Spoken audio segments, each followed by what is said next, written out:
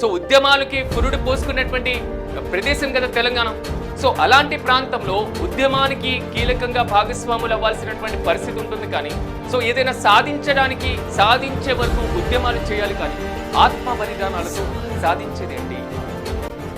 గతంలో మహిళా రిజర్వేషన్ల బిల్లులు పార్లమెంట్లో ప్రవేశపెట్టలేక, మహిళా రిజర్వేషన్ల బిల్లులు పార్లమెంటుకు ముందుకు రాక, ఒకవేళ మహిళా రిజర్వేషన్ల బిల్లు పార్లమెంట్లోకి వచ్చిన కొట్టుకొని పేపర్లు చించుకొని ఒకరిపైన ఒకరు బాహాబాహికి దిగినటువంటి సందర్భాలు వచ్చి ప్రభుత్వాలే కూలబోయేటువంటి పరిస్థితులు ఉన్నప్పుడు కూడా ఆ ఉద్యమాల పరంపర సాగి రీసెంట్ గా మహిళా రిజర్వేషన్ల బిల్లు రాలేదా?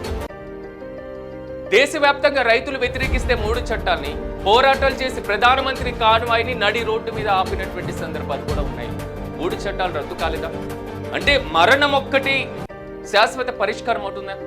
గతంలో తెలంగాణకి ఆత్మ బలిదానాలు ఇచ్చినటువంటి పరిస్థితులు ఎంతమంది ఉన్నారు?